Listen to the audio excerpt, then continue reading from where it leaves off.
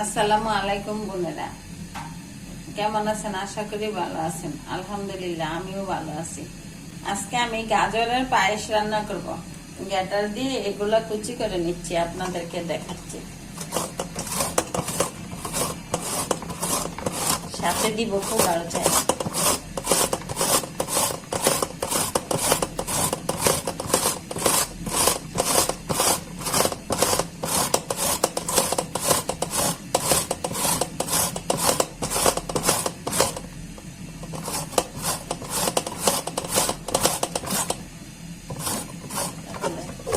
এই যে দেখুন কি সুন্দর কুচি হয়ে গেছে। এগুলা দিয়ে পায়েস রান্না করবো আজকে গাজরের।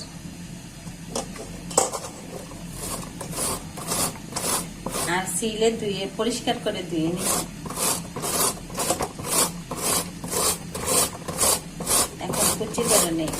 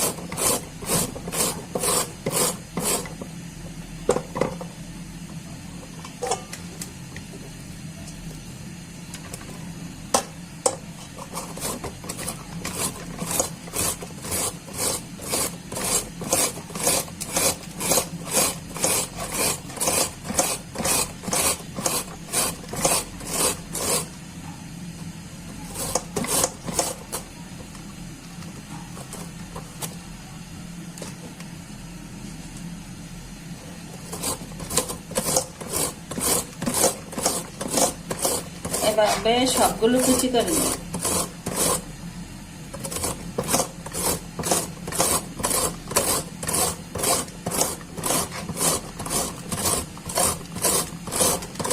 কি সুন্দর কুচি হয়েছে দেখুন।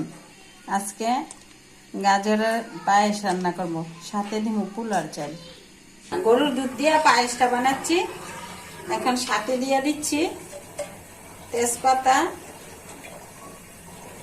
এলাচি, দারচিনি। আর 2 কেজির উপরে দুধ নিয়েছি। এখন দুধের মধ্যে এই চাউলটা, পোলাও চাউলটা পরিষ্কার করে ধুয়ে নিচ্ছি, এগুলো জাল দিব। আর পায়েসের মধ্যে যত দুধ বেশি দিবেন, অল্প চাউল দিবেন, স্বাদটা বেশি হবে।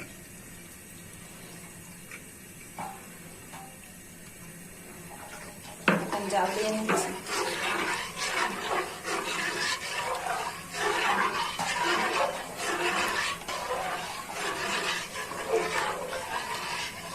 চাউলটা সিদ্ধ হয়ে চলে চিনি দিব, গাজর দিব।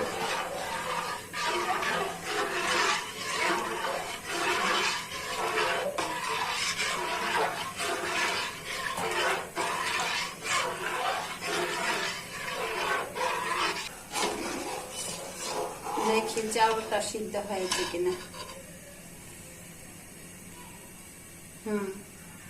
সিদ্ধ হয়ে গেছে। এখন গাজরগুলো দিয়ে দিচ্ছি।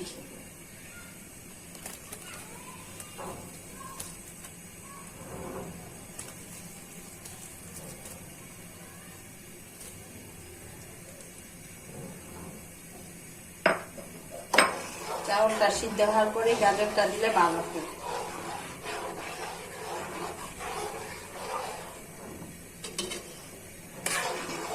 কি সুন্দর একটা কালার।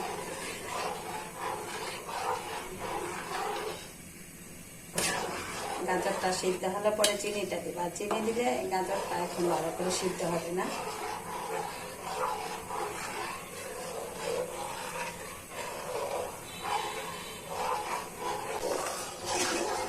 দেখি গাজরটা সিদ্ধ হয়েছে কিনা। গলে গেছে। এখন দিয়া দিচ্ছি চিনি।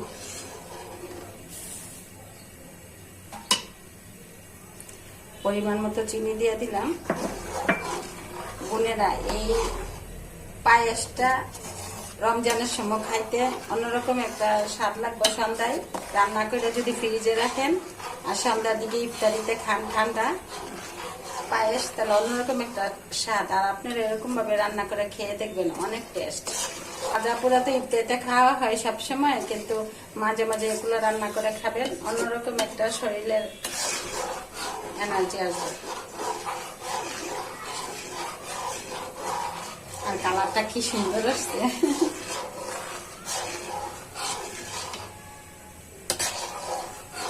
চিনিটা ভালো করে মিশিয়ে যায়। এখন পায়েসটা হয়ে গেছে, ঠান্ডা করে ফ্রিজে রেখে দিব, সন্ধ্যায় ইফতারিতে খাবো। পায়েসটা হয়ে গেছে, এখন পায়েসটাকে সাজিয়ে নিচ্ছি বাদাম দিয়ে। আর আগে থেকে ঘিয়ে ভাজা বাদামগুলা গড়ে ছিল, ওগুলা দিয়ে সাজিয়ে নিচ্ছি।